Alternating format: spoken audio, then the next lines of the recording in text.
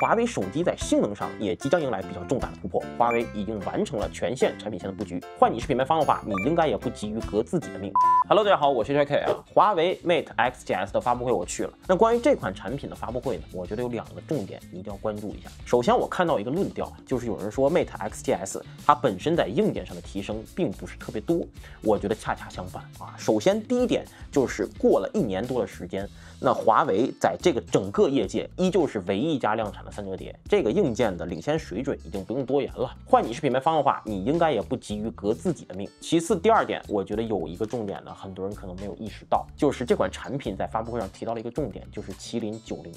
这个是我印象中自华为 Mate 60系列以后，华为第一次在发布会上说自己的这个产品处理器的型号，这就证明了一点，就是这颗处理器，或者说我们造这颗处理器，肯定是全链路可控的。只有可控了以后，我们才能说。而且除此之外，这款产品本身在影像方面的提升也非常大，比如说主视和超广角都有很明显的提升，而且它也增加了这个红枫影像的传感器，整个影像方面的表现一定是比之前更好的。这些才是这个发布会上关于硬件上最重要的点。而从这个点呢，也能引出另一个非常重要的变化。这一次在发布会上聊鸿蒙生态和往常不太一样，因为这也是鸿蒙5系统第一次登陆三折叠这种这么大的，而且是形态可变的产品上，所以这次在发布会上着重讲生态的时候，有一个领域被重点提及了，就是游戏。比如在发布会上着重讲了一下金铲铲这个游戏，然后这款游戏呢会在9月25号登陆。看它发布会上的展示，它的这个竞技场操作面积大了135%啊！不管是这个排兵布阵呢，还是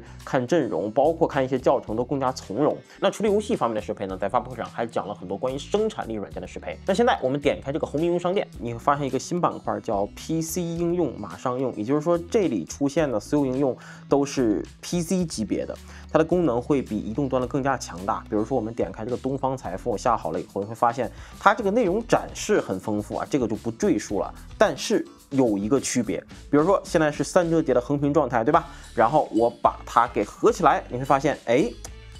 展至3平态使用，它现在已经进入后台运行了。也就是说，很多适配了这个 PC 级别的应用，现在呢，你就要依赖三折叠这块大屏去获得一个更好的体验。这个也是之前很不一样的一个改变。除此之外呢，这次在三折叠上还有一个比较好的功能，就是我们下滑能够看到这有个自由多窗的选项。那比如现在我把浏览器缩小，我给它放到一边，对吧？我再点开微博，它也是一个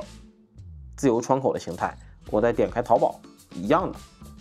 点开快手，也一样的。那华为这次在发布会上这么重视游戏方面的适配，一方面肯定是有大量的用户切实需求，因为鸿蒙 OS5这个终端数量已经超过了1200万，用户基数也越来越大。而另一方面，则纯属我个人的这个胡思乱想啊。我们能聊芯片了，那鸿蒙系统也全线正式进入了这个5.0生态，这是不是意味着华为手机在性能上也即将迎来比较重大的突破？毕竟这次的华为发布会上，软件从娱乐游戏到 PC 级的软件生产力，平台上那是从移动平台到 PC 平台再到智慧屏，这意味着对于开发者来说呢，鸿蒙已经是一个你绕不开的新增长平台了。所以这一代三折叠产品对于我来说呢，它不像是第一代那种纯硬件上的突破，它这次呢更像是鸿蒙生态完成全场景布局的一个里程碑，软件和硬件的畅想空间都更大。所以这次发布会可以标志着华为已经完成了全线产品线的布局，改写 iOS 加安卓双极格局，我们又迈出了坚实的一步。那接下来呢，这款产品我会当做主力机来正经好好体验一下。如果想看后续内容的话，请要点一下关注，我们下期视频见，回